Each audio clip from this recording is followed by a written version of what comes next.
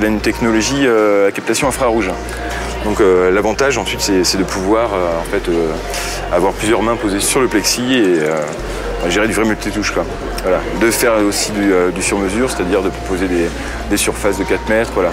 Ça peut être des tables basses, donc des meubles, des tables interactives, ça peut être des bars, des bureaux, ça peut être intégré un petit peu partout, quoi, en fait. Des écrans futuristes, de la 3D qui sert de support à des réseaux sociaux d'un nouveau genre, les Réunionnais fourmillent d'idées à base de nouvelles technologies, à l'image de ces entreprises locales, souvent à la pointe de l'innovation. Contrôle magnétique et caméra de surveillance à l'entrée. Impossible de pénétrer ici sans invitation. Et même une fois à l'intérieur, ce n'est pas fini.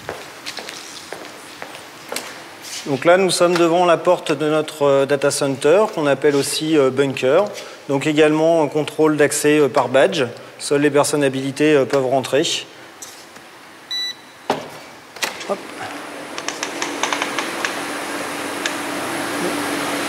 Donc là, nous sommes dans le data center. Nous avons également une caméra qui nous détecte tous les mouvements et qui nous envoie donc des photos instantanées des personnes qui sont entrées dans la salle.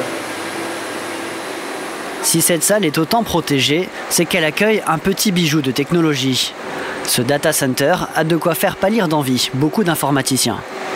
Ce sont les serveurs, donc toute la puissance.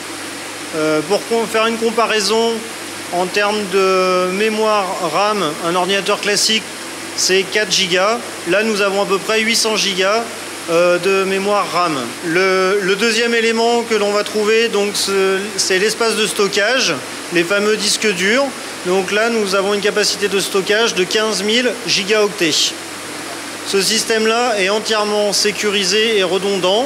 Et également, donc, nous avons une troisième partie qui est le robot de stockage qui nous permet de faire les sauvegardes des données de nos clients. Un système efficace et sécurisé, et pour un encombrement record. Avant cela, les serveurs de l'entreprise occupaient l'ensemble de cette salle. En plus des avantages techniques et des gains en consommation énergétique, si l'entreprise a investi dans ce data center unique dans les DOM, c'est qu'elle veut se placer en bonne position dans l'évolution qui se profile. Les ingénieurs qui gèrent ce système à distance travaillent pour l'instant essentiellement avec des professionnels. Ils fournissent des applications ou gèrent les données d'établissements bancaires, opérateurs téléphoniques ou encore des entreprises pétrolières.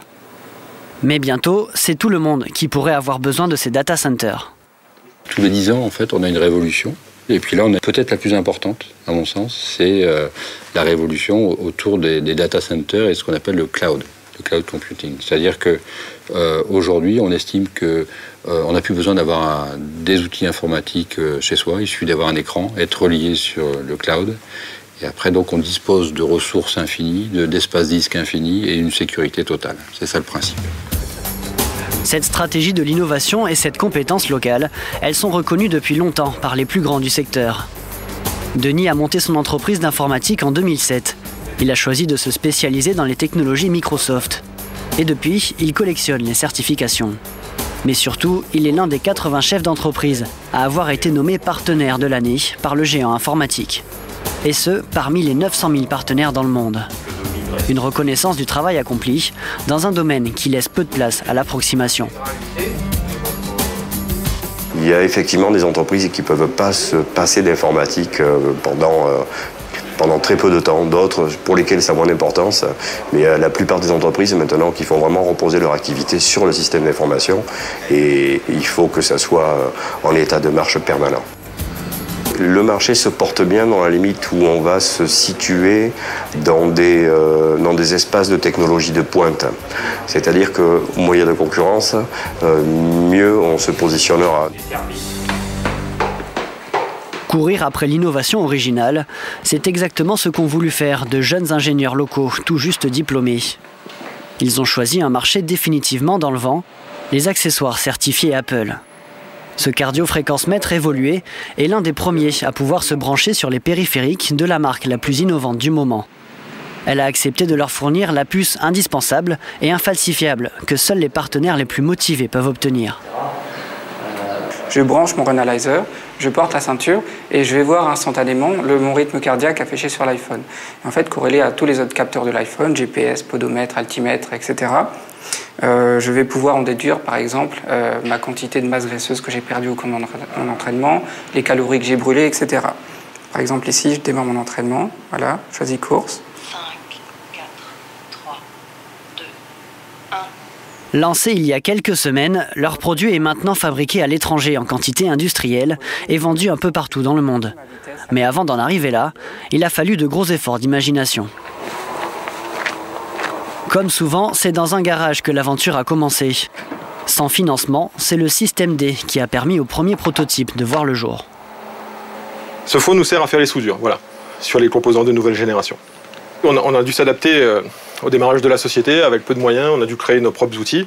Donc on a pris un four traditionnel sur lequel on a associé un circuit de puissance qu'on voit ici, et puis aussi un circuit à microcontrôleur qui permet de piloter le four en température et de respecter les gradients de température imposés par les constructeurs de composants en fait.